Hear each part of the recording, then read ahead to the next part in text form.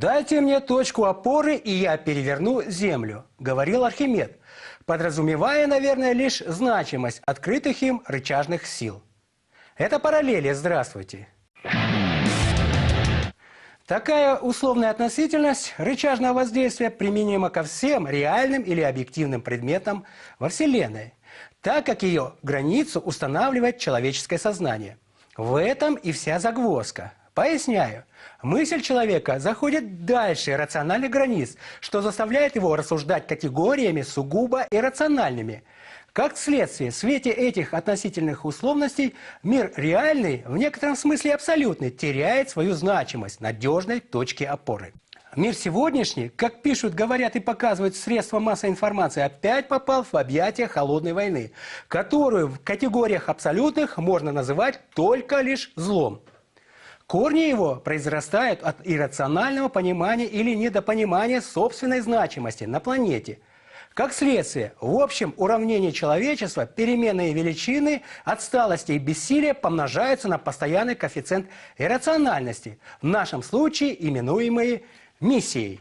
Реальный мир все больше становится иррациональным, а иррациональность и есть та точка опоры, которая способна сдвинуть и отправить весь этот мир в тартарары. Однако в период Первой холодной войны все было как-то проще.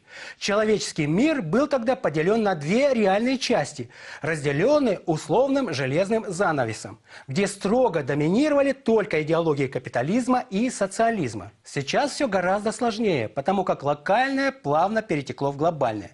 Помимо сверхдержав появились всякие страны-изгои, обладающие ядерным оружием. Религиозный экстремизм и международный терроризм – все это тоже реалии нашего быстро меняющегося мира. И это только политика. А ведь существует еще тотальное неравноправие распределения материальных благ Земли, которое со временем лишь усилилось.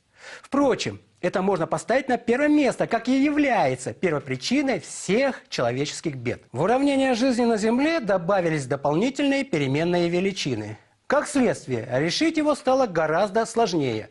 А зачем, собственно, решать? Ведь главная миссия несколько изменила свои ориентиры, а час великого объединения народов отодвинулся на неопределенное время. Когда кругом враги, высокопарные мысли о таком великом объединении раздражают больше всего. В такой ситуации выбор остается один. Кто не с нами, тот против нас. Или многополярный мир постепенно становится опять двухполюсным. Жизнь на Земле, повинуясь вселенским законам, всегда течет по пути наименьшего сопротивления. Накормить всех людей, искоренив бедность на планете, такая задача не подчиняется рациональным законам реального мира. Поэтому она и не актуальна. До свидания.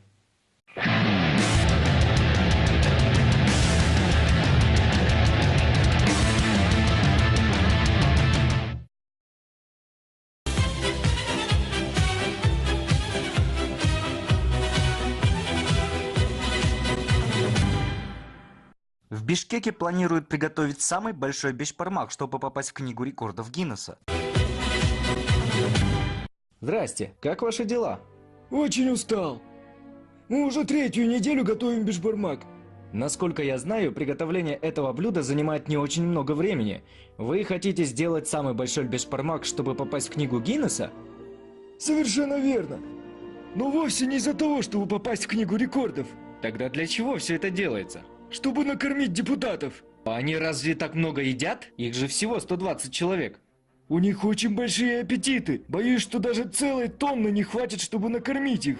Я думал, что 1000 килограмм планируется приготовить для того, чтобы накормить всех граждан нашей страны. Да о чем вы говорите? Обычные граждане и так ходят сытые и довольные, а нашим депутатам не хватает еды. А что будет, если этой тонны не хватит слугам народа, и они попросят добавки? Тогда придется готовить еще 1 тонну бешбармака. А откуда взять деньги на еще 1 лишнюю тонну? Из личного кармана депутатов? Они ранимые существа, только не вздумайте говорить об этом при них. Деньги, скорее всего, возьмем из госбюджета. А что будут делать обычные граждане, пока депутаты будут кушать? Ну вот обычные граждане и будут кушать все, что хотят, потому что будут тратить на еду из личного кармана.